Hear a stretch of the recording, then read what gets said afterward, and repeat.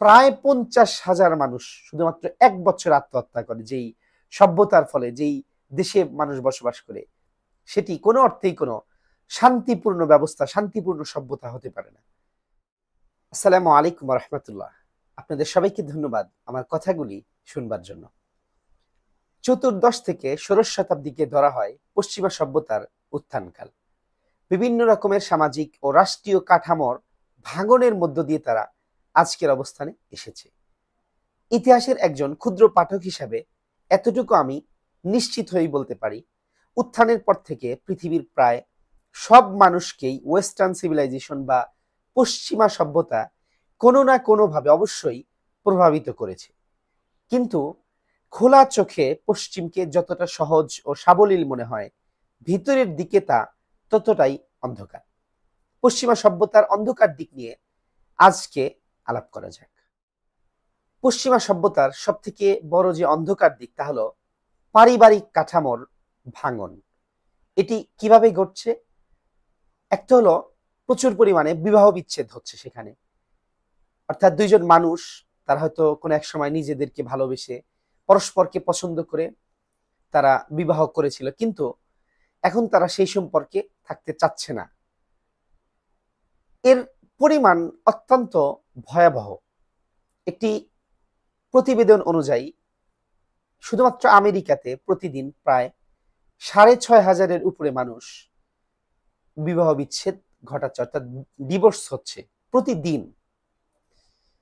এবং আরেকটি বিষয় হচ্ছে, পুরো বিয়ে ব্যবস্থাটিকে তারা অস্বীকার করছে বা বিয়ের বিষয়ে তারা আগ্রহী হচ্ছে না। বিবাহ বহির্ভূত যে ধরনের সম্পর্ক, যেমন লিভ ইন, এই ধরনের সম্পর্কে তারা প্রচুর পরিমাণে আগ্রহ হচ্ছে।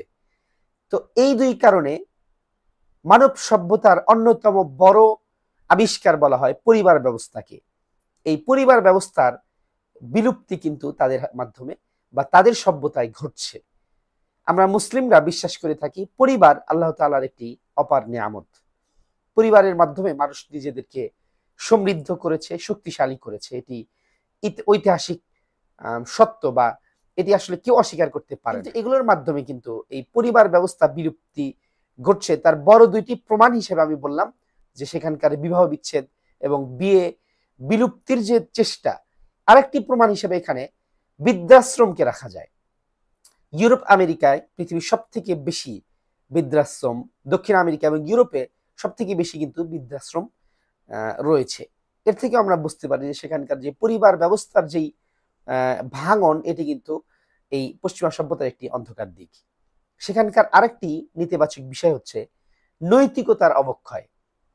অশ্লীলতার মাধ্যমে এই নৈতিকতার কিন্তু অবক্ষয় সেখানে ঘটেছে। নৈতিকতার অবক্ষয় ঘটার দ্বারা কি হয়েছে? সেখানকার সমাজে অপরাধ বৃদ্ধি পাচ্ছে এবং সেখানে মাদক বৃদ্ধি পাচ্ছে এবং সেখানে বিভিন্ন রকমের যে অপরাধ, বিশেষ করে ধর্ষণ। দেখুন, একটি প্রতিবেদনে দেখাচ্ছে আমেরিকার প্রতি 5 জন নারীর একজন ধর্ষিতা। একইভাবে আরেকটি প্রতিবেদন দেখাচ্ছে ইউরোপের দেশগুলোতে একজন নারী 15 বছর হওয়ার আগেই শতকরা প্রায় 33% নারী শারীরিক নির্যাতনের শিকার হন বা ধর্ষিত হন, বিভিন্নভাবে হয়তো তারা হন। তো এই যে বিষয়গুলো, কিংবা মাদক দ্রব্য, শুধুমাত্র আমেরিকাতে 2020 সালে 93,000 মানুষ মাদকাসক্ত হয়ে মৃত্যুবরণ করেছে। এভাবে তাদের সমাজে অপরাধের সয়লাভ হচ্ছে এই ধরনের নৈতিকতার অবক্ষয়ের কারণে। পশ্চিমা সভ্যতার আরেকটি অন্ধকার দিক হলো সেখানকার ঔপনিবেশিক জুলুম। উপনিবেশবাদ কাকে বলে? উপনিবেশবাদের মাধ্যমে ইউরোপ আমেরিকা পুরো পৃথিবীকে কিভাবে গ্রাস করেছে এই সম্পর্কে আমার আগের একটি ভিডিও রয়েছে, আমি ডেসক্রিপশনে লিঙ্ক দিয়ে রাখবো, আপনারা চাইলে দেখে নিতে পারেন। তো ঔপনিবেশ কাল, যে পরের দেশ দখল করে যে বাণিজ্য করা, সেখানে শাসন করা, এই যুক্ত মোটামুটি 20 শতাব্দীর মাঝামাঝি বা শেষ দিকে আস্তে আস্তে এটির অধ্যায় শেষ হয়ে গিয়েছে। কিন্তু এরপরেও এই যে ঔপনিবেশিক জুলুমটা জারি রাখা, এটি কিন্তু ইউরোপিয়ান এই সভ্যতা তারা এখনো এটি জারি রেখেছে। আপনি যদি মধ্যপ্রাচ্যের দিকে তাকান কিংবা আফ্রিকার দেশগুলোর দিকে তাকান, সেখানকার তেল, গ্যাস কিংবা অন্যান্য প্রাকৃতিক সম্পদের দিকে এই ইউরোপ আমেরিকার যেই শকুনের দৃষ্টি, এটি কিন্তু এখনো তারা দিয়ে রেখেছে এবং বিভিন্নভাবে ছলে বলে কলে কৌশলে তারা এটি তাদের প্রাকৃতিক সম্পদগুলো ভোগ করছে। আরেকটি বিষয় হলো বিশ্বব্যাপী যে সাংস্কৃতিক আগ্রাসন ওয়েস্টার্ন সিভিলাইজেশন চালিয়েছে তাদের সিনেমার মাধ্যমে, তাদের এই হলিউডের আধিপত্যের মাধ্যমে, এগুলো কিন্তু আজকে দিনের সূর্যের আলোর মতো আমাদের সামনে স্পষ্ট। ঔপনিবেশিক জুলুমের সাথে আরেকটি বিষয় খুবই প্রাসঙ্গিক, সেটা হলো যে পশ্চিমা সভ্যতার যে উত্থানের ফলে যেই দেশগুলো তৈরি হয়েছে তাদের যেই অস্ত্রের বাজার, আমি বিশেষ করে আমেরিকার কথা বলতে হবে, তারা দুইটি দেশকে পারস্পরিকভাবে যুদ্ধ অবস্থায় কিভাবে আনতে হয়, তারা সরাসরি যুক্ত হয়ে কিংবা সরাসরি না হয়েও যুদ্ধের বাজারকে গরম করা এবং সেখানে অস্ত্র বিক্রি করা এবং পেট্রো ডলারের বা ইউরো ডলারের যে ঝনঝনানি, এটি এখন এই রাজনীতি কিন্তু এখন পৃথিবীর সব মানুষ বুঝতে পারে। এছাড়াও পশ্চিমা সভ্যতার আরেকটা অন্ধকার দিক হলো সেখানকার ধর্মহীনতার কারণে আধ্যাত্মিকভাবে যে মানুষ অন্তঃসার শূন্য হওয়া, এটিও ওয়েস্টার্ন সিভিলাইজেশনের ফলে ঘটেছে।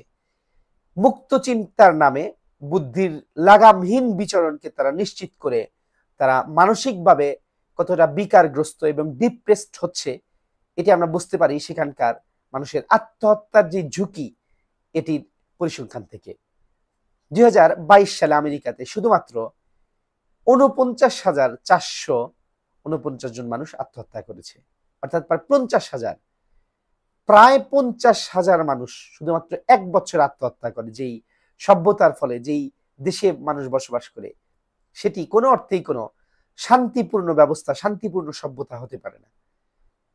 পরিশেষে আমি এটি বলতে চাই যে আমরা উপরে ঝা চকচকে একটি দৃশ্য দেখি, ইউরো ডলারের কারণে, টাকার কারণে, আধিপত্যের কারণে, ক্ষমতার কারণে আমরা ইউরোপ আমেরিকাকে অত্যন্ত সুখী দেশ হিসাবে মনে করি, তাদেরকে আমরা মনে করি তারা আমাদের আইডল, কিন্তু না, আসলে তাদের আপনি যতটা ভিতরের দিকে তাকাবেন ততই অন্ধকার শুরুগুলি চোখে পড়বে। এই জন্য অবশ্যই আমরা এই উপরের ঝা চকচকে প্যাকেট দেখে, আমরা খোলস দেখে আমরা আকৃষ্ট হব না এবং সেটিকে ইতিবাচক এবং আদর্শ হিসাবে মনে করব না, বরং পরিপূর্ণ জীবন বিধান হিসাবে মানুষের প্রত্যেকটি ক্ষেত্রে যেই সভ্যতার মাধ্যমে মানুষ পরিপূর্ণভাবে শান্তিপূর্ণ, শান্তিকামী হতে পারে এবং তার যেই পরে যে আরেকটি জীবন রয়েছে, পরকালীন জীবন আমরা যেটিকে বলে থাকি, এই ইহকালীন জীবন এবং পরকালীন জীবন, এই দুই অধ্যায় মানুষ শান্তিপূর্ণ হবে, তাদের জীবন সুন্দর হবে, সুশৃঙ্খল হবে, সেই মহান যেই জীবন বিধান সিরাতে মুস্তাকিম বা ইসলামী শরীয়ত, এটির দিকে আমাদেরকে অবশ্যই আসতে হবে। পরিশেষে আমি বলতে চাই, এই ভিডিওটি আপনাদের ভালো লাগলে অবশ্যই লাইক করবেন এবং কমেন্টে অবশ্যই আমাকে আপনাদের মতামত জানাবেন।